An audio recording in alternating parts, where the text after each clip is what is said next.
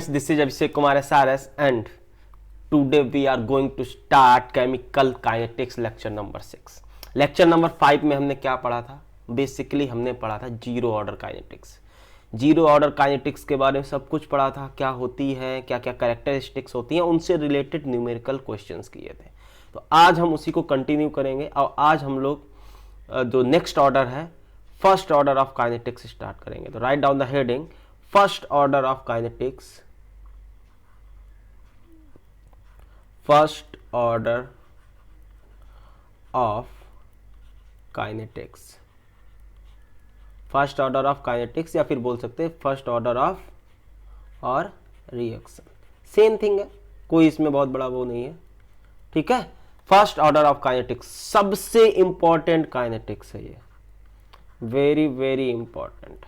Means अगर order से related कोई क्वेश्चन आता है, इट्स अ चांस कि आपको फर्स्ट ऑर्डर का ही पूछा जाए। सबसे ज़्यादा चांस होते हैं, 50 to 60% चांसेस होता है कि आपका फर्स्ट ऑर्डर है। और बोर्ड में इवन अगर इस चैप्टर से क्वेश्चन आता है तो फर्स्ट ऑर्डर का ही न्यूमेरिकल होता है ज़्यादातर। ठीक है, तो this is most important order. Okay, तो वैसे स्टार्ट करेंगे जैसे जीरो ऑर्डर स्टार्ट किया था हमने। अपना एक रिएक्शन है, ए से आपका बी बन रहा है, ठीक है ना, कोई दिक्कत नहीं। इनिशियल कंसंट्रेशन आपकी ए की ए नॉट दी गई है and that is T equal to 0 पे। Okay, and B will be 0 after some time, after T time बाद A T will be again जैसे हम लोग कर रहे थे A not minus x and B will be B T that will equal to x. X mole इसके खर्च हुए ए के, तो बी के एक्स मोल ही बन रहे हैं। ओके, एक ये जनरल हमने रिएक्शन ले रही उसके अकॉर्डिंग। ओके, रेट लॉ क्या होगा इसका? फर्स्ट ऑर्डर है तो rate law will be expression rate constant of that reaction, concentration of reactant that is first order, तो that will be equal to 1। तो this is our first equation. तो ये तो हमें रेट लॉ से normal हमें फर्स्ट इक्वेशन पता चल गई। ठीक है, अब आगे देखते हैं, आगे क्या देखना है बेटा? आगे अगर आर देखें, रेट हमारा होगा क्या according to reaction? Minus D A by D T. यही करते थे हम लोग जीरो ऑर्डर में। दैट विल बी या फिर plus D B upon D T, rate of disappearance of reactant और rate of appearance of reactant. तो ये हो जाएगा आपका रेट लॉ। और हमने बताया था ये किसके बराबर आता है? Always that will be equal to D X upon D T. D A by D T चाहे ये किसके बराबर आता है? D x by D T. और ये किसके बराबर हो जाएगा? ये हो जाएगा आपका के ए नॉट माइनस एक्स। जिसने अगर प्रीवियस लेक्चर जिसको समझ में आए होंगे तो ये हमने ऑलरेडी बताया था कि D x by D T, कभी भी आप D A by D T या फिर D B by D T कभी भी रेट निकालोगे वो हमेशा डी एक्स, किसी भी रिएक्शन का रेट निकालोगे D x by D T के बराबर ही आएगा। दैट ऑलवेज हमने पिछली लेक्चर में भी डिस्कस किया था। चलो एक बार देख भी लेते हैं ताकि आपको अगर फील ना आ रहा हो, आप दिमाग से उतर गया हो तो देख लेते हैं कैसे। देखो ये आप नोट ना करें या नोट करना चाहे कर सकते हैं, कोई दिक्कत नहीं है। देखो कैसे हुआ होगा ये। ठीक है, ये D A by D T क्या है? Minus D A by D T basically rate in change of concentration of A. Okay, तो ए एट इनिशियली क्या था? इनिशियली मेरा ए था दैट इज ए नॉट, और फाइनली क्या है आपका? A not minus x, A T. तो हमारा जो चेंज आएगा A T minus A naught, यही ना हुआ change in concentration, that will be equal to T T. Okay, तो यहाँ से अगर हम देखें यहाँ से तो आपका रेट के ये क्या आ जाएगा? ए टी कितना है आपका? A T that is A not minus x. Okay, and what? A not और minus A naught. Okay, this will be D T. A naught से ए नॉट कट गया, माइनस माइनस प्लस हो जाएगा, that will equal to rate will be always equal to D x by D T. तो ये मैंने बताया है, कोई भी आपकी रिएक्शन हो उसके स्टाइकियोमेट्रिक कोफिशिएंट जैसे भी हो, रेट हमारा D x by D T के बराबर ही आएगा, कभी भी आप देखिएगा। ठीक है ना, तो ये ऑलवेज ट्रू है, इसीलिए हमने डायरेक्ट कर दिया था, आगे से हम फिर डायरेक्ट यूज करेंगे।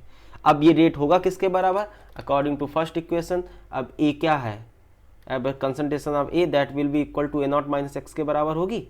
ओके, तो क्या होगा? तो यहाँ से जो हमारा D x by D T आया that will be equal to, तो यहाँ से एक मिनट चेंज करता हूँ, हाँ, that D x by D T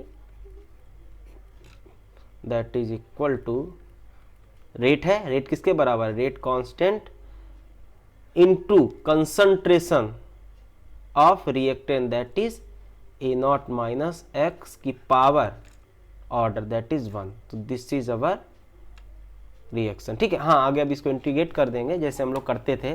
क्या कर देंगे, dx upon A not minus x, ठीक है, इक्वल टू के, इसको भी इंटीग्रेट कर देंगे dt। लिमिट क्या होगी, इनिशियली कंसंट्रेशन 0 टाइम पे कितनी थी x की, x 0 खर्च हुआ था, एंड कहाँ तक जाएगा, x टाइम t पे।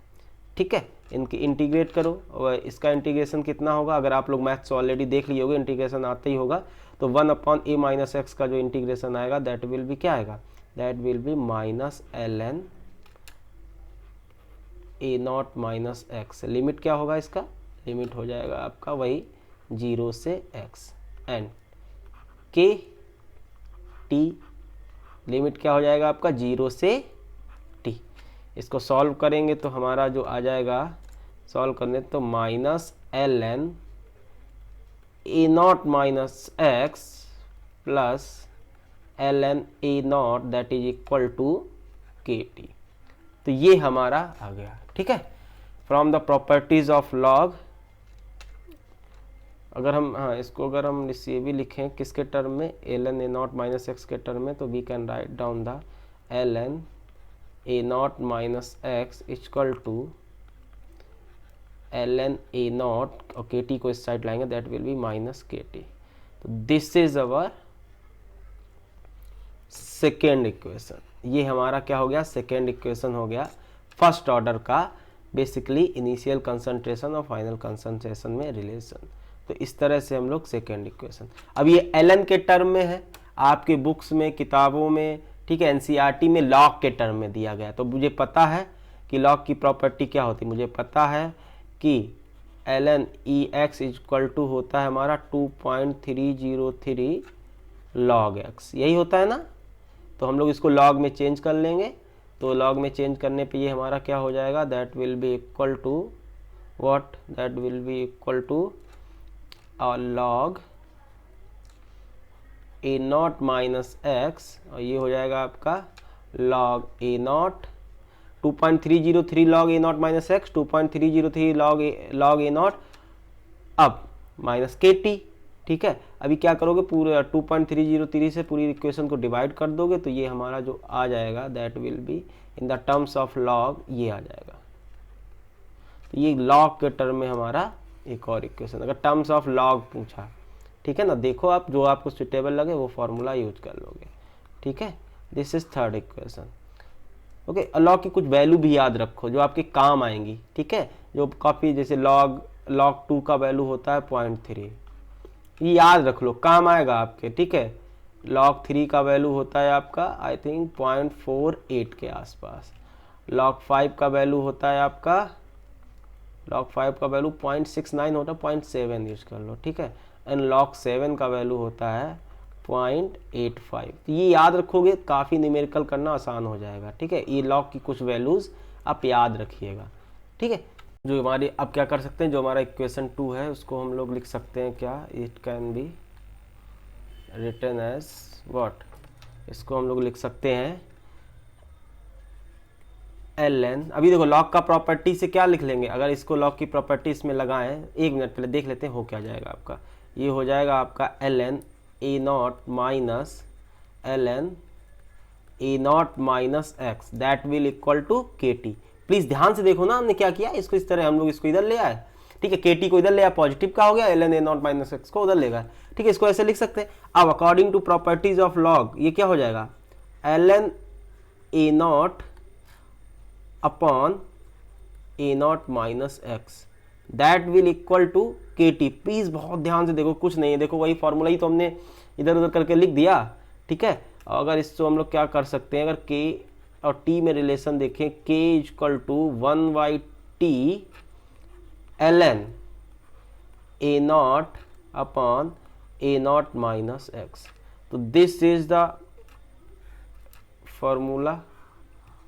ठीक है, आपको सारे याद नहीं करने हैं, आपको बेसिकली जब ग्राफ व्राफ पूछा जाएगा तब दिक्कत आती है, ठीक है ना। आपको बस ये ध्यान रखने, ये न्यूमेरिकल के लिए या तो ये याद कर लेना, ठीक है, न्यूमेरिकल्स में जो यूज होगा, या फिर इसको लॉग के टर्म में, यही फॉर्मूला लॉग के टर्म में लिख सकते हैं। लॉग के टर्म में अगर लिखेंगे तो क्या हो जाएगा, that will be equal to K equal to 1/, हाँ लॉग है तो 2.303 से मल्टीप्लाई हो जाएगा, 2.303 upon T log A not that is initial concentration, A not minus x that is after T time बाद, यही ना था।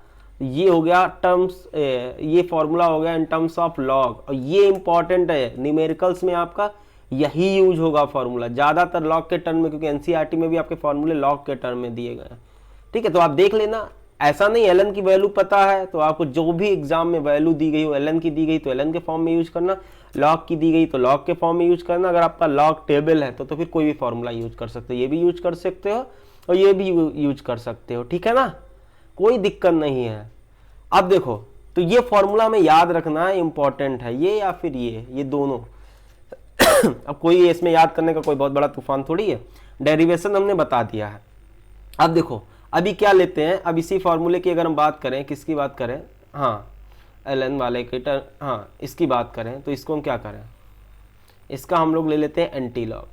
एंटी लॉग लेंगे तो क्या हो जाएगा, ये हो जाएगा A not upon A not minus x, that will antilog लेंगे तो इसका एल एन ई करें, ई की पावर एल एन एक्स क्या होता है, एक्स होता है, तो ये तो आपका आ गया, और ये क्या हो जाएगा ई की पावर के टी, ओके, ई की पावर के टी। तो यहां से अगर हम लोग देखें तो हमारा क्या हो जाएगा, A not minus x will be equal to, अब ये ए नॉट माइनस एक्स उधर जाएगा, ई इधर आएगा डिवाइडेड में, तो that will be equal to A not upon E की पावर के टी। अब ये क्या हो जाएगा आपका, अगर इसको ध्यान से देखें तो that will be equal to A naught E की पावर माइनस के टी हो जाएगा, ई की पावर के टी है, ऊपर जब इसको न्यूमरेटर में डिनोमिनेटर में न्यूमरेटर में ले जाएंगे तो ई की पावर माइनस के टी हो जाएगा, बहुत ध्यान से समझना। और ए नॉट माइनस एक्स मेरा है क्या, this is the concentration at time T of reactant जो बची है, तो इसको लिख सकते हैं A T is equal to A naught E की power minus K T. Graph जब पूछा जाएगा तब ये आपका रिलेशन याद आएगा। इसको न्यूमेरिकल्स में कभी भी यूज मत करना, इसको न्यूमेरिकल्स में कभी भी यूज ना करना, ठीक है। बेसिकली ये जब इससे हमें ये पता चल रहा है कि change in concentration of first order follow the exponential pattern, E की एक्सपोनेंशियल ग्राफ फॉलो करता है, तो ये बस इससे हमें यही पता चला है। दिस इज 6th, ठीक है ना, concentration of reactant following exponentially pattern, ये ध्यान रखना है, इससे न्यूमेरिकल्स नहीं लगने वाला है, ठीक है ना। इतना क्लियर हुआ कि नहीं। अभी देखो यहां से हम लोग कुछ और भी देख सकते हैं, अगर यहां से देखा जाए तो प्लीज ध्यान रखना, एक ही चीज को हम अलग अलग तरह से लिख रहे हैं। तो यहाँ पे अगर x के टर्म में पूछा जाए कि कितना खर्च हुआ है, तो हम लोग अगर x के टर्म में वैल्यू देखें तो क्या आ जाएगा, x इज इक्वल टू आ जाएगा आपका ए नॉट 1 माइनस ई की पावर माइनस के टी। जरा ध्यान से देखो कैसे आया, ये ए नॉट माइनस एक्स ई की पावर के टी है, तो ये हो गया ए नॉट, ये क्या हो गया, ये बेसिकली हो गया A not minus x equal to A naught E की पावर माइनस के टी, ठीक है। अभी क्या हुआ, x आपका उधर गया, ए नॉट ई की पावर माइनस के टी इधर आ गया, तो हो गया A not minus A naught E की power minus K T. A naught दोनों से कॉमन ले लिया तो x equal to A naught 1 minus E की पावर माइनस के टी, ठीक है। तो ये आपका हो गया 7th फॉर्मूला। ये फॉर्मूले आपके ग्राफ में हेल्प करते हैं, ठीक है ना, या डायरेक्ट पूछ सकते हैं इन द ऑब्जेक्टिव के फॉर्म में कि कौन सा क्या है, कौन सा रिलेशन आएगा, कैसे आएगा। तो ये सारी चीजें अगर आपको क्लियर होंगी ना, देखो बोर्ड के लिए तो आपको जस्ट एक ये फॉर्मूला याद हो, ये इसके अलावा सारे क्वेश्चन लग जाएंगे इसी फॉर्मूले पे। न्यूमेरिकल सारे लगभग 90% 99% इससे लग जाएंगे, बट और भी क्वेश्चंस के जवाब जो देने होते हैं, ठीक है, उनके जवाब के लिए हमें सारी चीजें, वही है जब जेई का तैयारी कर रहे हो, नीट का तैयारी कर रहे हो, तो सारी चीजें क्लियर होनी चाहिए ताकि समझ में आ जाए, ठीक है। तो ये हो गया आपका 7th फॉर्मूला। अगर हमसे पूछा जाए degree of dissociation first order का बताइए, अगर हमसे पूछ दे तो डिग्री ऑफ डिसोसिएशन निकालना हो फर्स्ट ऑर्डर का, सॉरी स्पेलिंग गलत हो गया, डबल ही है, degree of dissociation that is alpha. ठीक है, अल्फा क्या होता है, कितने मोल्स खर्च हुआ है अपॉन कितने मोल्स थे, कितने खर्च हुआ है, ठीक है ना, कितना बचा, कितना खर्च हुआ यहाँ पे x, कितना था ए नॉट, x का वैल्यू अभी भी निकाला हमने, x का वैल्यू क्या है ए नॉट 1 माइनस ई की power minus K T upon A naught, A naught से ए नॉट गया तो alpha will be equal to 1 minus E की power minus K T, this is of degree of dissociation that is alpha of first order. Direct पूछा गया है आपके JEE advance में, मुझे नहीं पता कब पूछा गया लेकिन काफी पुराने, काफी पहले पूछा गया है, आई थिंक 2000 के आसपास डायरेक्ट डिग्री ऑफ डिसोसिएशन पूछा था फर्स्ट ऑर्डर का, तो ये है, ठीक है ना। तो हम बता रहे हैं इस तरह के क्वेश्चंस आते हैं और एडवांस में पूछा गया है। ओके, यहीं से हम लोग रेट वर्सेस टाइम भी रिलेशन देख सकते हैं। रेट क्या था हमारा, रेट इक्वल टू के कंसंट्रेशन ऑफ ए। ओके, तो अभी देखो रेट क्या हो जाएगा, के ए नॉट माइनस एक्स, यही ना था। अभी देखो रेट वर्सेस टाइम अगर रिलेशन निकालना हो तो rate will be equal to K A not क्या है, ए नॉट एक्स का वैल्यू अभी भी निकाला था, एक्स इक्वल टू अवर, ठीक है, A not minus A naught E की power minus K T, A not minus minus minus plus A naught E की power minus K T. Okay, A naught से A naught cancel हो गया तो rate will be equal to that is K A naught zero, तो that will K A naught E की power minus K T. Important है rate versus time relation first order के लिए, तो ये होगा रेट वर्सेस टाइम रिलेशन अगर निकाला जाए तो ये आ गया आपका। तो ध्यान रखना ये सारे रिलेशंस पूछे जा सकते हैं आपसे, सारे रिलेशन इंपॉर्टेंट है, दे can ask in the exam, और आप डराइव भी कर सकते हो, अगर डायरेक्ट याद नहीं तो डराइव भी कर सकते हो। हाँ, for numericals you have to learn only this formula. Okay, this या sometime this, both are same. Okay, तो अभी समझ में आया, ये जो है ये रेट वर्सेस टाइम का ग्राफ बताएगा, ठीक है ना। तो ये हो गया हमारा रेट। अब डिस्कस करते हैं लाइफ टाइम, मतलब कब रिएक्शन कंप्लीट हो जाएगी। लाइफ टाइम के बारे में ऑलरेडी डिस्कस कर चुके हैं। तो फर्स्ट ऑर्डर का अगर लाइफ टाइम निकाला जाए TLT, इसका मतलब क्या है, इसका मतलब जो एट टी कंसंट्रेशन कितना बचेगा, 0 बचना चाहिए। खत्म हो गया ना, तो रिएक्टेंट का कंसंट्रेशन कितना होना चाहिए, 0, ठीक है। और जो खर्च हुआ वो किसके बराबर हो जाएगा, इनिशियल कंसंट्रेशन के बराबर हो जाएगा, ठीक है। तो अगर हम लोग इसका देखें तो देखो इस वाले क्वेश्चन देखो आपका क्या था, A T equal to A naught E की पावर माइनस के टी, 6 में रखते हैं इस वैल्यू को। तो हमारा हमने देखा ए टी इक्वल टू हमारा है ए नॉट ई की power minus K T.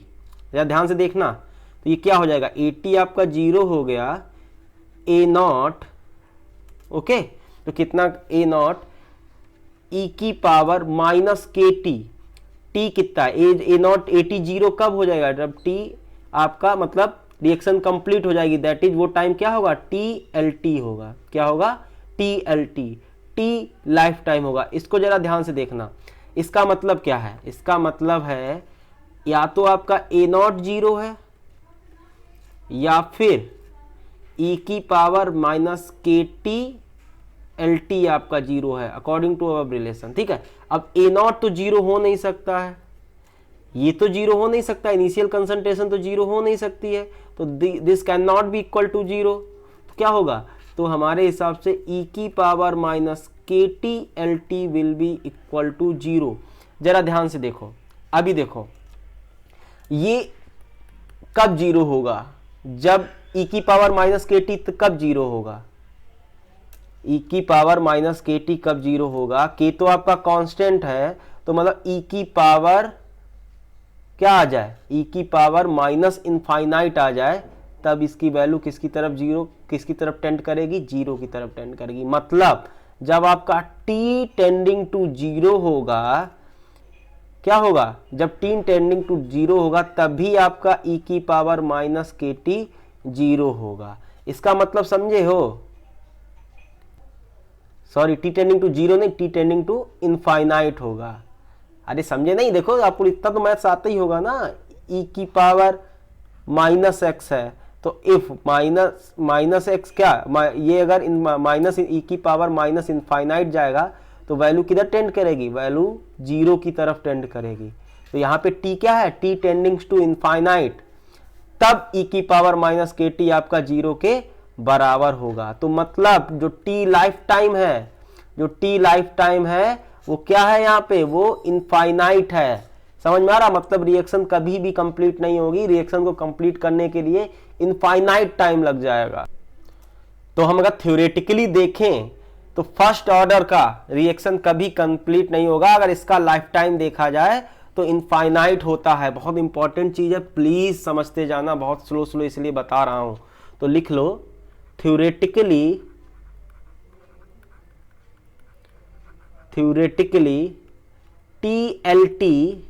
TLT of first order reaction is infinite. Hence if reaction is completed 99.9%, then it is assumed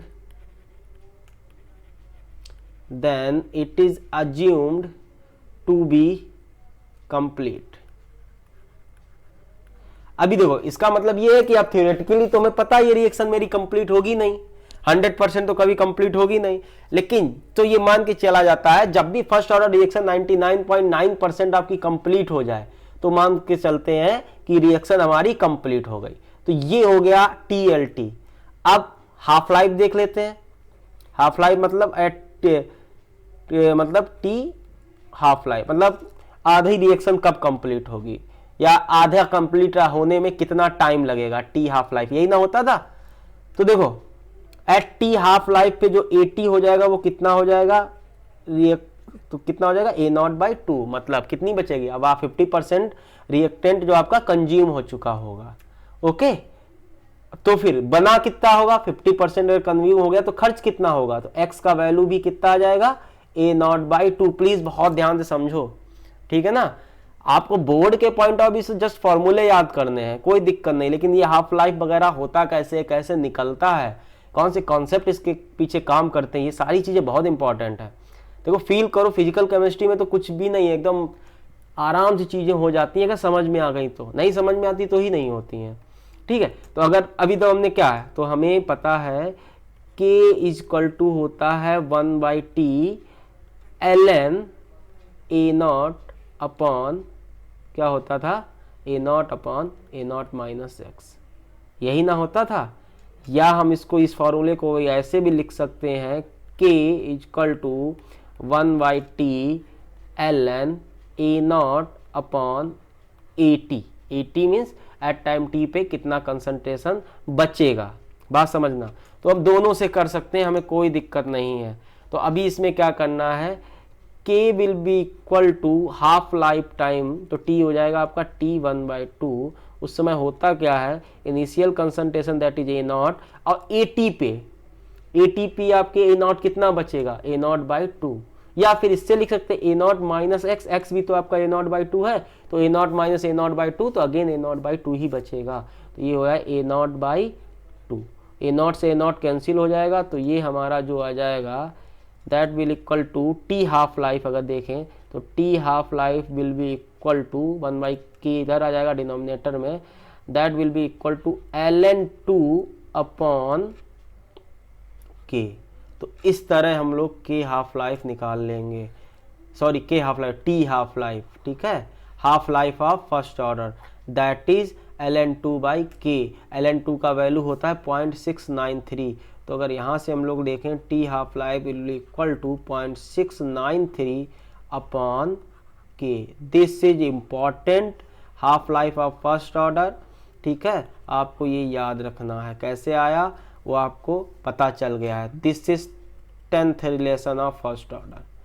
okay, तो ये हो गया फर्स्ट ऑर्डर के बारे में सारा जानकारी कि कैसे कैसे चीज़ें होती हैं, ठीक है। और यहाँ से हमें पता चल रहा है जो हाफ लाइफ आ रहा है फर्स्ट ऑर्डर का वो क्या है, वो डिपेंड नहीं कर रहा है किस पे, इनिशियल कंसंट्रेशन ऑफ रिएक्टेंट, ठीक है। रिएक्टेंट के इनिशियल कंसंट्रेशन पे डिपेंड नहीं कर रहा है। तो ये लाइन आप लोग लिख सकते हो, क्या लिख सकते हो, स्टार बना के लिख लो कि for first order reaction, for first order reaction time required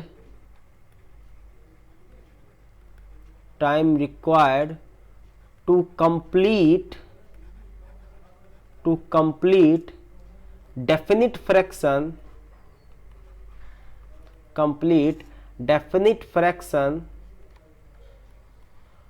or percentage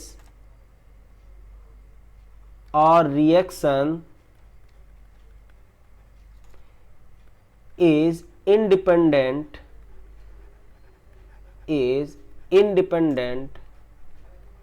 from initial concentration।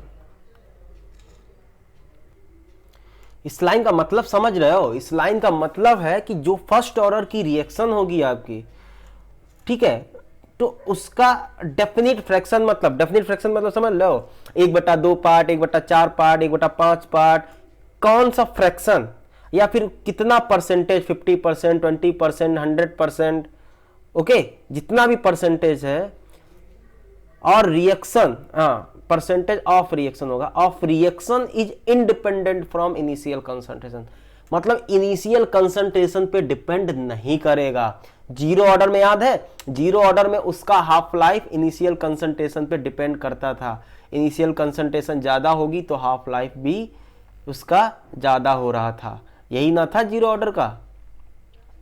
और यहां के केस में ऐसा नहीं है, समझ में आ रहा है कि नहीं? इसमें आपका फर्स्ट ऑर्डर के केस में इंडिपेंडेंट है, डिपेंड नहीं करता है, ना हाफ लाइफ आपका इनिशियल कंसंट्रेशन में डिपेंड करेगा, ना लाइफ टाइम भी आपका इनिशियल कंसंट्रेशन, क्योंकि उसका लाइफ टाइम तो डिसाइड है, इनफाइनाइट है, ठीक है। 70% कितनी देर में खर्च हो रही, क्यों होगा ऐसा? जब आप डिराइव कराओगे तो क्या करेगा, इनिशियल कंसंट्रेशन ऊपर भी आएगा और नीचे भी आएगा, तो A0 अपने आप कैंसिल हो जाएगा, इनिशियल कंसंट्रेशन कैंसिल हो जाता है, ठीक है।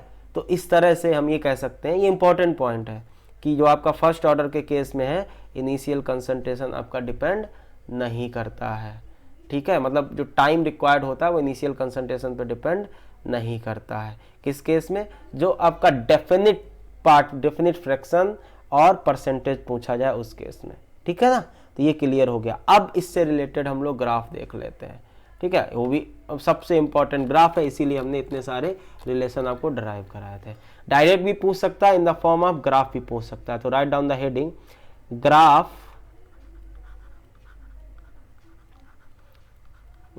Related to first order reaction. देखो प्लीज यार झेलो ना, ठीक है ना, आराम से, बहुत आसान चैप्टर है, जैसा जैसा इसमें चीजें डेफिनेट है, कोई भी एक्सेप्शन वगैरह कुछ नहीं है, आराम से चीजें आसान हो जाती हैं अगर समझ में आ गई तो हम लोग ग्राफ देख लेते हैं 1 बाई 1। अब ग्राफ आराम से समझ में आ जाएगा क्योंकि आपको सारे रिलेशन बताए हैं। देखो, तो पहला ग्राफ मान लो आपसे पूछ दिया गया rate versus concentration, rate versus concentration, क्या ग्राफ आएगा? ऑब्वियस सी बात है, रेट वर्सेस कंसंट्रेशन। जो पहला रिलेशन था फर्स्ट लॉ का, क्या था? R = K concentration of reactant, तो that Y = mx, straight line आएगा। समझ में आ रहा है कि नहीं? Rate versus concentration, this is concentration, this is rate, तो Y = mx वाला ग्राफ बन जाएगा। Similarly they can ask in the exam graph between rate versus time, तो रेट वर्सेस टाइम जो हमने लास्ट 9th वाला रिलेशन डिराइव कराया था, क्या दिया गया? R = K A0 e⁻−KT। तो ये क्या हो गया ग्राफ? एक्सपोनेंशियल ग्राफ है, e⁻⁻x, e⁻−x वाला ग्राफ बनेगा। तो e⁻−x का ग्राफ कैसा होता है? e⁻−x का ग्राफ जो होता है वो आपका कुछ इस तरह से होता होगा। ये आपको पता होगा, मैथ्स स्टूडेंट्स के लिए तो मैथ्स स्टूडेंट्स को तो पता होगा, लेकिन इनको नहीं पता है तो ई की पावर माइनस एक्स का ग्राफ कुछ इस तरह होता है। तो रेट वर्सेस टाइम का अगर ग्राफ पूछा जाए तो ये ग्राफ आएगा। ओके, अगेन और भी ग्राफ इंपॉर्टेंट है। In they can ask what is the graph relation ln80 between time, इसका ग्राफ पूछा जाए तो क्या आ जाएगा बताइए। इसके लिए जो हमने सेकेंड रिलेशन डिराइव किया था, क्या था हमारा, ln a0 minus x equal to ln a0 minus K T, यही था ना। और ये a0 माइनस एक्स क्या है, यही तो हमारा है के at, यही तो है at, concentration of reactant at time t। तो ये हो जाएगा ln at equal to ln a0 minus K T. जरा ध्यान से देखो, ln at versus t, ln at versus t, तो y equal to mx plus C. अब स्लोप क्या है, निगेटिव है, ठीक है ना। तो इनिशियल टाइम पे कंसंट्रेशन क्या होगा, t जीरो हो जाएगा, तो आपका at कितना हो जाएगा, ln at कितना हो जाएगा, ln a0 के बराबर। ये जब जीरो हो जाएगा तो ln at किसके बराबर होगा, ln a0 के बराबर। तो ये हो जाएगा ln a0 कब, जब टाइम जीरो होगा। तो आप ऐसे भी दे सकते हैं, इंटरसेप्ट कितना आ रहा है, c कितना आ रहा है, ln a0। ओके, अब निगेटिव स्लोप है तो कुछ इस तरह से आएगा, स्ट्रेट लाइन बनेगा। स्लोप कितना है यहाँ पे, स्लोप इज योर माइनस के। तो ये ग्राफ हो गया आपका किसका, this graph for first order between ln at and time. Similarly वो क्या पूछ सकते हैं, log at के फॉर्म में पूछ सकते हैं। देखो ये ग्राफ बिल्कुल सेम है, they can in the exam they can also ask graph between log at and time. तो क्या हो जाएगा, इसमें क्या है, बिल्कुल ऊपर वाले जैसा, जैसे ऊपर ये बनाया था वैसे ही तो ग्राफ है, बस ln at की जगह log at आ गया। तो अगर हम log के टर्म में देखें तो हमारा log के टर्म में यही फॉर्मूला क्या आ जाएगा, यही फॉर्मूला हमारा क्या आ जाएगा, log a0 minus a0 minus x equal to log a0 minus K T upon 2.303, या फिर log at equal to log a0 minus K T upon 2.303। तो बस बाकी चीजें तो वही हैं, ग्राफ आपका बस ये जो स्लोप है वो आ जाएगा माइनस के अपॉन 2.303। तो इसका अगर ग्राफ देखें तो वही हो जाएगा, ये आपका अगेन अभी भी log a0 हो जाएगा, इंटरसेप्ट क्या हो जाएगा, log a0, ठीक है। ये अब स्लोप क्या आ जाएगा, स्लोप आपका चेंज हो जाएगा, बस slope that will be equal to minus K upon 2.303। तो प्लीज ये ग्राफ है, आप ध्यान रखिएगा, कितने आसान ग्राफ हैं, ठीक है। और क्या ग्राफ में पूछ सकते हैं, वो ये पूछ सकते हैं, बताओ ग्राफ आपका concentration of reactant and time. वो तो कंसंट्रेशन ऑफ रिएक्टेंट, तो 80 वर्सेस टाइम पूछ सकते सीधे, वो तो था log 80 वर्सेस टाइम, ये 80 वर्सेस टाइम। तो 80 वर्सेस टाइम का रिलेशन हमने क्या डिराइव किया था, 80 इक्वल टू a0 e की पावर माइनस के टी, यही किया था। इसका भी ग्राफ कैसा आ रहा है, एक्सपोनेंशियल ग्राफ आ रहा है, तो इसका भी e की पावर माइनस के टी आ रहा है, तो इसका भी जो ग्राफ बनेगा कुछ इस तरह का बनेगा। ओके, तो ये ग्राफ्स बहुत इंपॉर्टेंट है। सिमिलरली वो पूछ सकता है ग्राफ, अगेन अगला क्या पूछ सकता है, ये तो इसके लिए हो गया, वो ऐसे पूछ सकता है what is the graph between concentration of product, concentration of product between time. वो कंसंट्रेशन ऑफ प्रोडक्ट क्या है, एक्स है या फिर बी टी है, तो कितने किसके बराबर है, एक्स के बराबर है, और एक्स का वैल्यू क्या आया था, a0 1 माइनस ई की पावर माइनस के टी, या फिर बी टी इक्वल टू, इसको ये भी लिख सकते हैं, बी टी इक्वल टू क्या था आपका, B T equal to x ही तो था, that will be equal to a0 1 minus E की power minus K T. Again ये ग्राफ, अब देखो प्रोडक्शन क्या बढ़ेगा, प्रोडक्ट तो बढ़ेगा टाइम के साथ, तो ई की 1 माइनस ई की पावर माइनस के टी का जो ग्राफ आता है वो कुछ आता है आपका, एक मिनट चेंज करता हूँ, कुछ इस तरह से आता है, टाइम के साथ बढ़ेगा, एक टाइम कुछ इस तरह आता है। ओके, 1 माइनस ई की पावर माइनस के टी, तो concentration of product versus time का ग्राफ है। ठीक है, और अगर आप देखा जाए 1 माइनस ई की पावर माइनस के टी का ये ग्राफ है, या फिर 1 माइनस ई की पावर माइनस एक्स का ग्राफ कुछ इस तरह से आता है।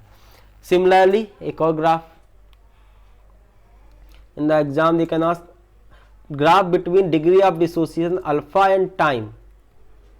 तो अल्फा क्या आया था, अल्फा इक्वल टू आया था 1 माइनस ई की पावर माइनस के टी। तो इसका ग्राफ बिल्कुल जैसा कंसंट्रेशन ऑफ प्रोडक्ट और टाइम के रिस्पेक्ट में आया तो वही आएगा। तो इसका भी ग्राफ कुछ ऐसा ही आएगा, बस ये कहाँ, ये जो वैल्यू आएगी वो किस तरह आएगी, क्योंकि आपका ये 1 की तरफ टेंड करेगा। अल्फा मैक्सिमम आपका क्या हो सकता है, 1 हो जाएगा। 1 को छुएगा नहीं, क्योंकि 100% एसोसिएट तो होते ही नहीं, 100% रिएक्शन होती ही नहीं इसमें, 99.9% तक जाती है चीज़ें। अगेन एक इम्पॉर्टेंट ग्राफ, वो तो आसान है लेकिन इम्पॉर्टेंट है, आसान चीज़ तो ज़्यादा इम्पॉर्टेंट होती है। तुम लोग पता है कि आसान चीज़ ज़्यादा इम्पॉर्टेंट है, क्योंकि ज़्यादातर चीज़ें आसान ही पूछी जाती हैं।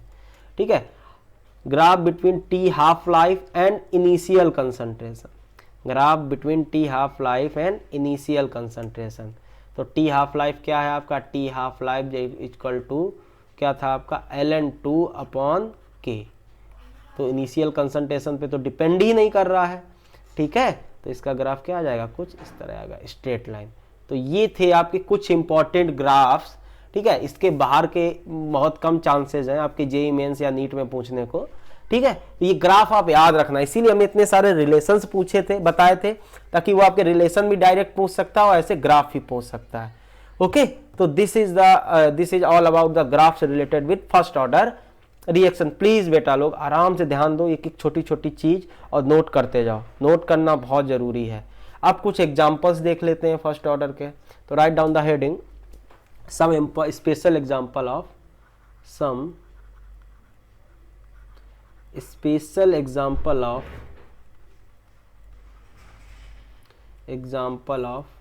First order kinetics.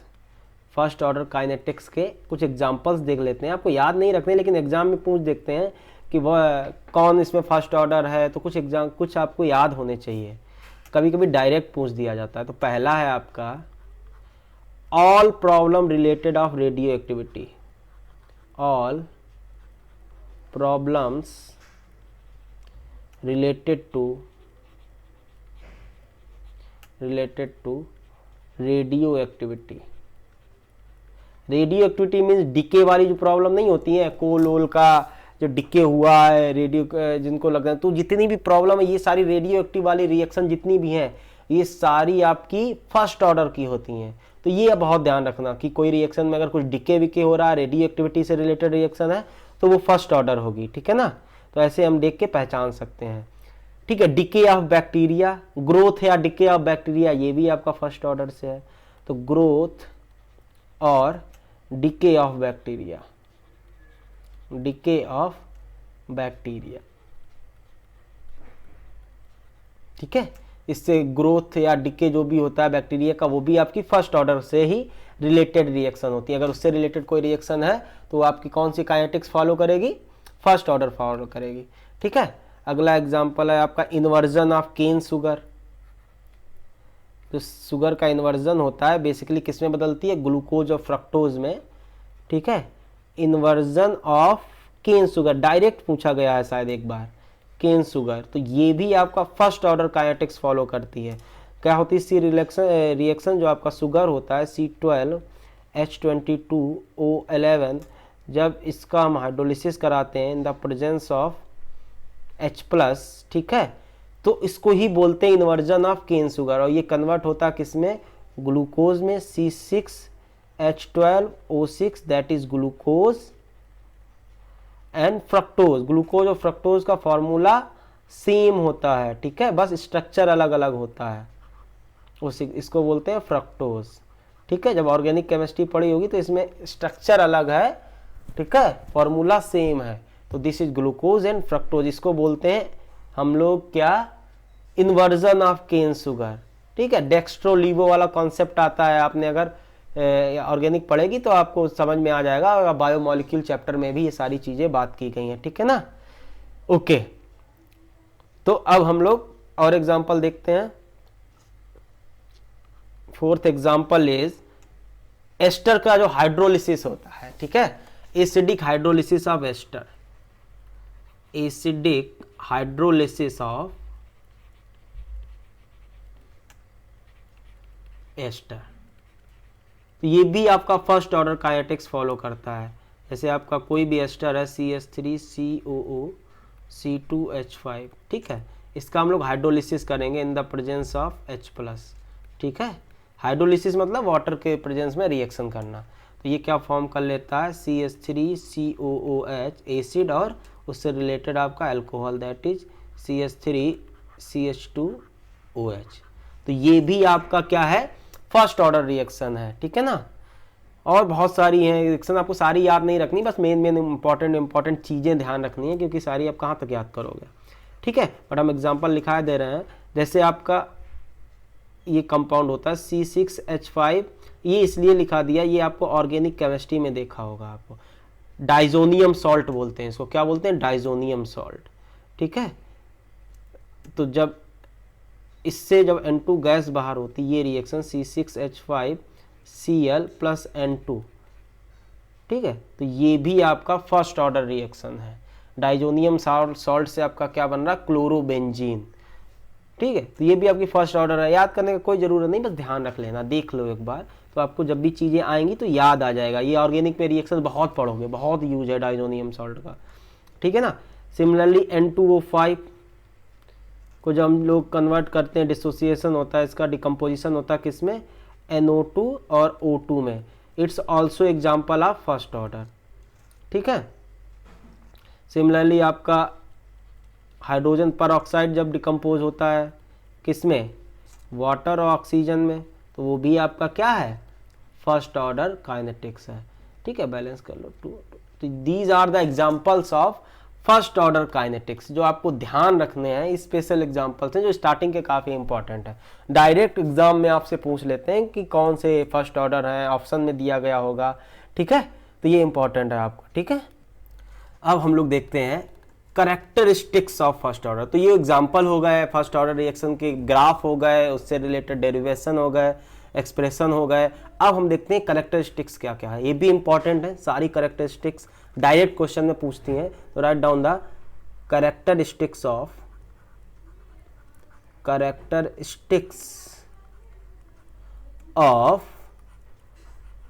First order reaction. तो क्या क्या कैरेक्टरिस्टिक्स हैं वो हमको देखनी है, 1 by 1 इंपॉर्टेंट है, ठीक है। डायरेक्ट आप याद कर लोगे, मतलब अगर समझ में आ गई तो आपको डायरेक्ट क्वेश्चन कभी कभी पूछा जाता है। तो first characteristics is that is equal, important है वाली, इक्वल फ्रैक्शन और परसेंटेज, इक्वल फ्रैक्शन और percentage will react in equal time interval। बात समझे कि नहीं, इसमें कह रहा है कि इक्वल परसेंटेज, मतलब पहले 10 मिनट में अगर 10% रिएक्ट किया तो उसके अगले 10 मिनट में जो आया है उसका 10%। जरा ध्यान समझना प्लीज, इसको समझने का कोशिश करिएगा, ठीक है। मतलब अगर 100 to 90 जाने में 10 मिनट लगा, 100 सॉरी क्या लिखा है, 19 नहीं, 100 to 90 मतलब कितना, ये 10%। 10% खर्च होने में 10 मिनट लगा, ये मैं दे रहा हूं कंडीशन, ठीक है। लेट 100 to 90 मीन्स 10% खर्च होने में 10 मिनट लगा। तो वही बोल रहा कि हर जो बोल रहा है कि equal fraction of percentage will react in equal interval time, मतलब उसका अगला 10% भी 10 मिनट में लगेगा, उसका अगला 10% भी 10 मिनट में लगेगा। जैसे अब फिर से समझो, 100 to 90 10 मिनट में गया है, ठीक है। ऐसे ही 92, अब 90 का 10% कितना होगा, 90 का 10% कितना होगा, 90 का 10% होगा 9। तो 92 81 जाने में भी 10 मिनट लगेगा। प्लीज इसको ध्यान से देखिएगा, ये 90 का 10% कितना हुआ, 10% ना, दिस इज 10% और 90 का 10% विल बी 9, तो खर्च होने में कितना लगेगा, 10 मिनट, तो कितना बचेगा 81। अगेन 81 का 10% खर्च होने में कितना टाइम लगेगा, अगेन 10 मिनट लगेगा। तो 81 का 10% आ जाएगा आपका अप्रॉक्स 8.1, अप्रॉक्स कितना आएगा 8.1, तो कितना बचा 81 minus 8.1 that will be equal to 72.9। Means समझ रहे हो, 81 का 10% निकालोगे 8.1, मतलब 8.1 अमाउंट खर्च होने में कितना टाइम लगेगा, 10 मिनट लगेगा, दैट विल बी अब 72.9। अब सिमिलरली इसका 10% खर्च होने में भी कितना ना टाइम लगेगा, 10 मिनट। इसका 10% 7.3 के आसपास है, अप्रॉक्स 7.3, तो मैं 72.9 माइनस 7.3 दैट विल बी 65.5। ये बात समझना, इक्वल फ्रैक्शन और equal percent will react in equal time interval. Zero order के साथ क्या केस था, इक्वल अमाउंट, अगर पहले 10 मिनट में 10 मोल गए हैं तो अगले 10 मिनट में भी 10 ही मोल जाएंगे, उसके अगले 10 मिनट में भी 10 ही मोल जाएंगे। यहां पे इक्वल परसेंटेज ले रहा है इक्वल टाइम इंटरवल में, या इक्वल फ्रैक्शन। प्लीज इस बात को बहुत ध्यान में रखना, डायरेक्ट एग्जाम में पूछा जाता है सीधे ये पॉइंट, ठीक है ना। तो ये पहला पॉइंट क्लियर हुआ, हो गया होगा। अब next point, next point is your concentration of reactant, concentration of reactant left after equal time interval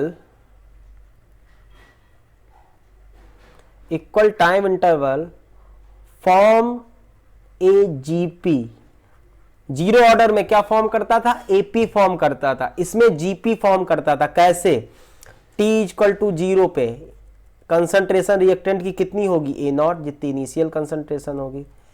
eight T equal to T पे कितनी आता था कंसंट्रेशन, AT इक्वल टू क्या था, A0 e की power minus KT। At T equal to 2T पे, please equal time interval है, TT का टाइम इंटरवल है, दैट इज, तो कंसंट्रेशन कितना हो जाएगा, A0 e की power minus 2KT। Similarly T equal to 3T पे that will be equal to A0 e की पावर माइनस 3KT।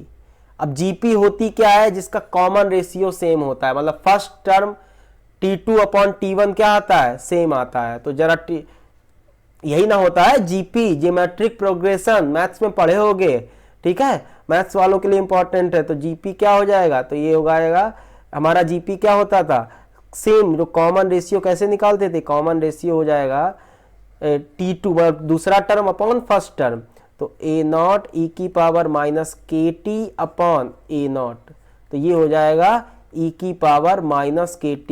और ये GP फॉर्म करता है जिसका कॉमन रेशियो क्या होता है, e की पावर माइनस KT होता है। इसका भी फॉर्म करोगे, देखोगे तब भी e की पावर माइनस KT आएगा। इनका भी रेशियो निकालोगे तो वो भी e की पावर माइनस KT आएगा। तो in this way we can say that concentration of reactant left after equal time interval form a GP in the case of first order kinetics. Please ध्यान रखिएगा, ठीक है। अगला थर्ड कैरेक्टरिस्टिक्स है, third characteristic ये आपको बता चुका हूं, ठीक है ना ऑलरेडी, कि T half life of first order is independent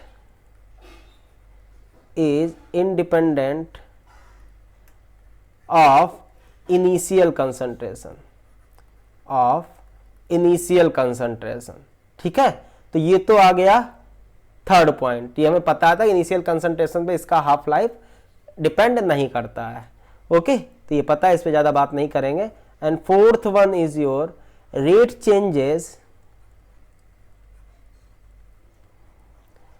changes with concentration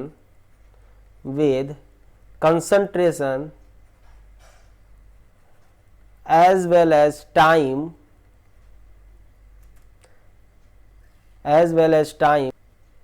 decreases exponentially।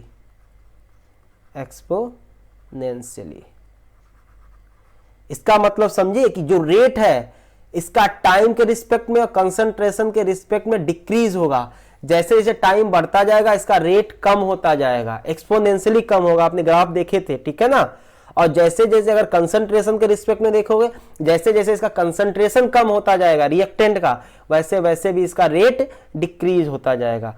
First order के केस में जो रेट था वो कंसंट्रेशन पे डिपेंड नहीं कर रहा था, ठीक है ना, रेट हमेशा कांस्टेंट आता था with respect to time. But in the case of zero order के केस में, sorry, but in the case of first order इसका रेट डिक्रीज कर रहा है टाइम के साथ भी और कंसंट्रेशन के साथ भी। किसकी? रिएक्टेंट की कंसंट्रेशन। और ये सारा हमने अभी रिलेशन निकाले थे और ग्राफ में भी हमने देखा था। तो these are 4 characteristics of first order kinetics जो आपको बहुत इंपॉर्टेंट है, ध्यान में रखना चाहिए। तो ये कैरेक्टरिस्टिक्स भी हो गई। अब हम लोग कुछ न्यूमेरिकल्स कर लेते हैं इसके रिलेटेड, ओके, इंपॉर्टेंट है, फिर हम लोग इसको खत्म करेंगे, ओके। क्वेश्चन लिखिए। क्वेश्चन है आपका, अच्छा क्वेश्चन है ये। Question is rate constant of a reaction that is A से हमको क्या दे रही? प्रोडक्ट दे रही है। A आपका रिएक्टेंट है और उससे प्रोडक्ट मिल रहा है। इज रेट कांस्टेंट दिया गया है 6.93 इंटू 10⁻³ मिनट इनवर्स। अब देखो ऑर्डर नहीं दिया गया, लेकिन के की यूनिट से हमने देख लिया कि ऑर्डर इसका कितना है? फर्स्ट है, ठीक है ना। आपको क्या करना है? Calculate T1/3, T1/2, T2/3। Basically किस टाइम पे इसका 1/3 पार्ट रिएक्टेंट का खर्च हो जाएगा, किस टाइम पे, ये तो हाफ लाइफ है, 50% या 1/2 पार्ट खर्च हो जाएगा, किस टाइम पे 2/3 या 75% खर्च हो जाएगा, ये पूछ रहा है, ठीक है। बहुत ध्यान से समझना, ठीक है। तो प्लीज ध्यान से समझना इस क्वेश्चन को, अच्छा क्वेश्चन है और आसान भी है। तो यही पूछ रहा है, हमको दिया क्या गया? हमको के दिया गया है। के दिया गया है कितना आपका? 6.93 10⁻³ मिनट इनवर्स। तो यूनिट से पता चल गया कि ऑर्डर हमारा क्या है? ऑर्डर हमारा फर्स्ट ऑर्डर है, ठीक है। दिया नहीं गया क्वेश्चन में, लेकिन हमने के की यूनिट को देख के बता दिया फर्स्ट ऑर्डर है। तो फॉर्मूला हमें न्यूमेरिकल्स के लिए मैंने बताया, आप एक ही फॉर्मूला यूज करोगे, के equal to 1/T ln A0/AT। अब अगर बात करें, देखो पहले हम हाफ लाइफ का हमें डायरेक्ट फॉर्मूला पता है। हाफ लाइफ क्या होता है आपका? हाफ लाइफ होता है आपका 0.693 अपॉन के की वैल्यू कितनी दी गई है? 6.93 इंटू 10⁻³ तो यहां से अगर आपका देखेंगे तो ये देखो कैलकुलेशन बहुत आसान, डेटा ऐसा दिया जाता है कि इजीली सॉल्व हो जाए। 0.693 तो ये हो जाएगा कितना? ये हो जाएगा 1/10, ठीक है। तो 1/10 हो जाएगा, तो ये ओवरऑल ये क्या आ जाएगा? 10⁻² मिनट। तो ये आ जाएगा आपका हाफ लाइफ। तो इसका हमने डायरेक्ट निकाल लिया, ठीक है ना। अब आपसे क्या पूछ रहा है? 1/3। T1/3 निकालने के लिए क्या करेंगे? अगर हम लोग T1/3 निकालें, इसका मतलब क्या है पहले ये समझ लो। इसका मतलब है 1/3 पार्ट कब खर्च होगा। तो आपका अगर इनिशियल कंसंट्रेशन कितना है? Initial concentration equal to A0, तो मतलब क्या पूछ रहा है? AT कितना दिया गया है? AT दिया गया है कि 1/3 पार्ट कब खर्च हो जाएगा। तो AT कितना आ जाएगा? A0 minus A0/3, A0 minus A0/3 that is 2A0/3 बचेगा। तो AT आपका ये दिया गया है। समझ में आ रहा है कि नहीं? बस अब तो हो गया क्वेश्चन। तो अब क्या आ जाएगा? हमसे T पूछा गया, T इक्वल टू होता है 1/K, ठीक है, ln A0/AT, ठीक है। तो यहां से T equal to 1/K, K is your कितना दिएगा? 6.93 into 10⁻³ ln A0 is your A0 और AT दैट इज 2A0/3। ध्यान रखना 2A0/3 बचा है, क्योंकि 1/3 पर 1/3 मतलब पूछ रहा है 1/3 पार्ट खर्च कितने टाइम बाद होगा, ठीक है। तो बचेगा कितना? 1/3 माइनस कर देंगे तो A0 था इनिशियल, तो उसका 1/3 पार्ट कितना होगा? A0/3। तो AT कितना बचा? 2A0/3। तो ये आ जाएगा 2A0/3, A0 से A0 कट गया तो आ जाएगा आपका 3 ऊपर चला जाएगा 3/2, ठीक है। तो अगर ये हमारा क्या हो जाएगा, अगर इससे निकालें तो t will be equal to 1 upon 6.93 10 की पावर माइनस 3 ln 3/2। ओके, तो ये आ जाएगा आपका आंसर। तो ये आपका वैल्यू आप कैलकुलेट कर लोगे, ln 3 का भी वैल्यू पता है, ln 2 का भी वैल्यू पता है, ठीक है। तो ये आप कैलकुलेट कर लेना ऐसे 6.93 इंटू 10 की पावर माइनस 3, ठीक है। इसको लिख दोगे ln 3 माइनस ln 2। ln 3 का वैल्यू भी आपको पता है, ln 2 का भी पता है, इसको सॉर्ट आउट कर लेना और आपका क्या आ जाएगा, ये जो t आएगा ये आएगा t 1/3 आएगा, ठीक है। ये जो t क्या दिया गया 1/3, ठीक है, t 1/3। तो यहाँ से आप t 1/3 कैलकुलेट कर लेना, आंसर इस तरह से इसको सॉल्व करके निकाल लीजिएगा, ठीक है। एंड अब क्या पूछ रहा है, t 2/3 मतलब 2/3 पार्ट कैसे कब खत्म होगा। अगेन देखो ये भी t 2/3, t 2/3 मतलब समझ रहे हो, अगर इनिशियल कंसंट्रेशन A0 है तो AT कितना होगा, AT विल बी 2/3 खर्च हो जाएगा, तब AT कितना बचेगा, A0 minus 2A0/3 that will be equal to A0/3, बस और कुछ नहीं करना है।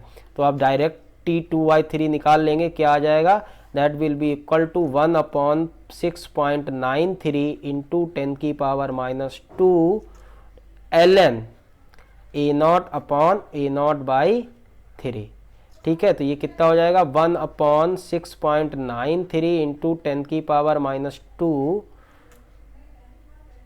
ln A0 कट गया, 3 चला जाएगा ऊपर, तो दैट विल बी ln 3, ठीक है। तो यहाँ से t 2/3 will be equal to ln 3 आपका कितना है, ln 3 का वैल्यू हमने बताया था आपको 0.47, ठीक है, नहीं 0.48 अपॉन 6.93 इंटू 10 की पावर माइनस 2। तो इसको कैलकुलेट करके आपका t 2/3 भी आ जाएगा। तो इस तरह से क्वेश्चन देखो, जब भी फ्रैक्शन एक्शन आता है तो इनिशियल देखो हमने बताया था ना कि कभी भी फ्रैक्शन या परसेंटेज पूछे तो इनिशियल कंसंट्रेशन पे डिपेंड नहीं करता। देखो इनिशियल कंसंट्रेशन हर केस में कट गई, इनिशियल कंसंट्रेशन की जरूरत पड़ा नहीं पड़ा, वो पॉइंट यहां पे रियलाइज हुआ।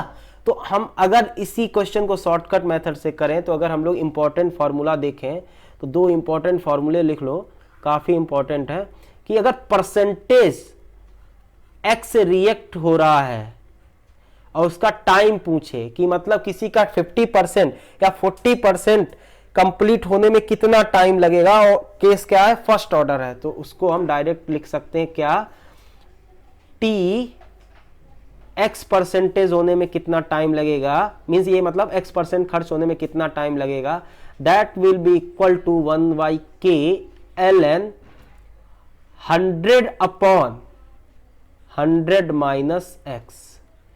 बस डायरेक्ट अप्रोच करना। बेसिकली इसमें होता क्या है, परसेंटेज के केस में हम लोग A0 ले लेते हैं 100, ठीक है, अब मान लो कितना 80 कितना आ जाएगा, जितना परसेंटेज खर्च हुआ है तो 100 माइनस x, क्योंकि इनिशियल कंसंट्रेशन परसेंटेज में हम लोग 100 मान लेते हैं। सिमिलरली अगर सेकेंड पूछा जाए, ये भी इंपॉर्टेंट है, f फ्रैक्शन मतलब कितना फ्रैक्शन खर्च होने में कितना टाइम, f फ्रैक्शन खर्च होने में कितना टाइम लगेगा, मतलब 1/2 part, 1/3 part, 2/3 part, 1/8 part, direct निकालना हो तो इसको भी हम लोग डायरेक्ट लिख सकते हैं क्या, TF equal to 1/k ln, अब इसमें हम लोग A0 मानते हैं क्या 1, तो 80 कितना बचेगा, 80 विल बी क्या होगा 1 माइनस AF, मतलब जितना टाइम फ्रैक्शन मतलब जितना पार्ट खर्च होने में, तो 80 आपका इसमें कितना आ जाएगा, इस केस में 80 आपका आ जाएगा 1 माइनस F, बस। तो ये बात आप डायरेक्ट लिख सकते हो 1 अपॉन 1 माइनस F। तो ये आप direct as a formula use कर सकते हो जिससे आपका कैलकुलेशन थोड़ा रिड्यूस हो जाएगा। तो दिस इज द 2 इंपॉर्टेंट फॉर्मूले related with first order. Okay, direct आपको आंसर देंगे। अगला क्वेश्चन लिखिए आप। अगला क्वेश्चन है, प्लीज ध्यान से, क्वेश्चन बहुत ध्यान से समझिए। देखो न्यूमेरिकल्स अगर कर रहे हो ना तो आप न्यूमेरिकल से ही सबसे ज्यादा कॉन्सेप्ट क्लियर होते हैं।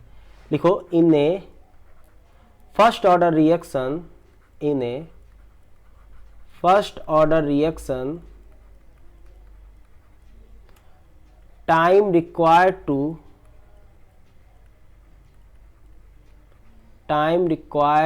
complete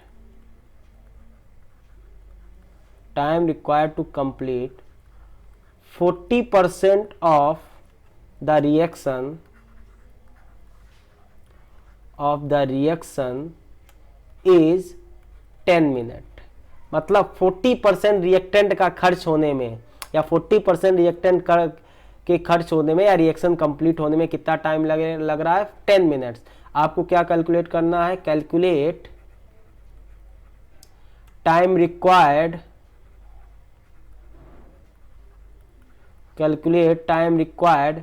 complete 80% of the reaction. 80% खर्च होने में कितना टाइम लगेगा, ठीक है ना। तो ऑब्वियस ये आता है, हमें के नहीं पता है तो हम लोग फर्स्ट वाली कंडीशन से के कैलकुलेट कर लेंगे। दैट विल इक्वल टू के अपॉन 1/t ln क्या होता था A0/80, ठीक है। तो यहाँ से के का वैल्यू क्या आ जाएगा, के पहले का 40% खर्च होने में कितना टाइम लग रहा है 10 मिनट। तो हम लोग क्या कर सकते हैं परसेंटेज वाला, तो डायरेक्ट फार्मूला लगा सकते हैं 1/t दैट इज 40, ठीक है। ln अगर इनिशियल आपकी कंसंट्रेशन A0 है तो कितना बचेगा, या 100 वाले से कर सकते हैं। इनिशियली अगर 100 है तो 40% खर्च होने में कितना बचेगा, तो 100 - 40 दैट इज 60। 0 से 0 दैट इज 2 5 जा 10, 2 3 जा 6, तो 5/3। तो k इक्वल टू 1/40 ln 5/3। तो ये आ गया k का वैल्यू। अब हमसे पूछ रहा है 80% खर्च होने में कितना टाइम लगेगा। तो again k that will equal to 1/t ln 80% खर्च होने में, मतलब 100% था तो 100 माइनस जो परसेंटेज था x परसेंटेज, इसी वाले फार्मूले को यूटिलाइज करते हैं, लगाते हैं। तो क्या हो जाएगा k इक्वल टू, और k का वैल्यू आपको पता है तो इसको रुक जाओ एक मिनट, हाँ तो लिख देते हैं, चलो नेक्स्ट स्टेप में कर लेंगे। k equal to 1/t ln 80% खर्च होने में, तो 100 अपॉन 100 माइनस 80 दैट इज 20। तो ये बचेगा, ये आ जाएगा 5। तो हम लोग k का वैल्यू यहाँ पुट करते हैं, हमें टाइम चाहिए। तो k का वैल्यू कितना है 1/40 ln 5/3 equal to 1/t ln 5। ये आ गया हमारा। अब इसको जब हम लोग सॉल्व करेंगे तो दैट विल बी हमारा ln 5। तो इसको हम लोग कैसे लिख सकते हैं, तो ये आ जाएगा, इसको कैसे कर सकते हैं 1/40 ln 5, इसको लिख सकते हैं ln 5 minus ln 3, okay. That will 1/t ln 5 तो आपका कितना आता है, ln 5 equal to I think 0.70, ठीक है ना। यहाँ से हमारा हो जाएगा 1/40 ln 5 आपका 0.70 ln 3.48। हमने कहा था ln 5 7 ln 3 ln 2, ये याद रखना, डायरेक्ट आपके क्वेश्चन आ जाएंगे, टाइम नहीं लगेगा, आपको टेबल वगैरह नहीं देखनी पड़ेगी। तो 1/t इंटू 0.70, ठीक है। तो 0.70 माइनस 0.48 दैट मीन 1/40 इंटू 0.22 22, हाँ, इक्वल टू 1/t 0.70। तो हमारा जो t आ जाएगा, t will be equal to, t आपका कितना आ जाएगा, t will be equal to 0.22, नहीं सॉरी t इधर आएगा, तो 0.70 इंटू 40 अपॉन 0.22, ये घटा, ठीक है। This answer will be equal to approx 7 4 जा 2800 अपॉन 22। ये क्यों, मेरा तो ये आंसर नहीं आ रहा, कुछ गलत किए हैं क्या। ओ सॉरी, ये गलती हो गई है हमसे। 10 मिनट टाइम दिया गया है, हम यहाँ 40 चढ़ाए हैं, तो 40% को लेके, तो प्लीज़ इसको 10 कर लो, ये 10 है, ठीक है, ये आपका 10 है। And this is k equal to 1/10, जहाँ पे 40 है, दिस इज 1/10, प्लीज़ सॉरी ये थोड़ा मिस्टेक हो गया, दिस इज 10, दिस इज 10, तो यहाँ पे भी 10 हो जाएगा, और आंसर विल बी 700/22, ये आएगा 700/22। देखो जल्दबाजी में हो जाता गलती, ठीक है ना, हमने ध्यान नहीं दिया होगा, वो 40 रखता चला गया, ठीक है। तो आंसर मैच करा तो मैच ही नहीं करा वही हमको, तो ये हो जाएगा अप्रॉक्स 32 मिनट। तो आंसर आपका अप्रॉक्स 32 मिनट, या फिर ये देख लो आंसर में क्या दिया गया है। तो ये हो गया फर्स्ट ऑर्डर से रिलेटेड सारी चीजें। एक दो क्वेश्चन और हम नेक्स्ट टर्न पे कराएंगे, कुछ और इंपॉर्टेंट बातें करेंगे फर्स्ट ऑर्डर से रिलेटेड, एंड नेक्स्ट टर्न पे हम लोग फिर सेकेंड ऑर्डर स्टार्ट करेंगे। तो ओके स्टूडेंट, प्लीज ध्यान से समझते रहो, एक एक पॉइंट नोट करते रहो, हर एक चीज इंपॉर्टेंट है, और बार बार समझोगे, नहीं समझ में आए तो दोबारा देख लो, कोई दिक्कत नहीं। हम इसीलिए इतना स्लो पढ़ाते हैं कि देखो जो लोग फास्ट समझते हैं उनके लिए तो ऑप्शन होता है यूट्यूब पे कि वो स्पीड बढ़ा के देख लें, 1.5 या 1.3 या 2 टाइम्स कर लें, लेकिन जो लोग मतलब जिनको नहीं समझ में आ रहा है, धीरे हैं, स्लो है, तो आराम से पढ़े ना, मैं खुद इतना स्लो होके पढ़ा रहा हूँ, ठीक है। ओके क्लास, तो मिलते हैं नेक्स्ट लेक्चर में, थैंक यू।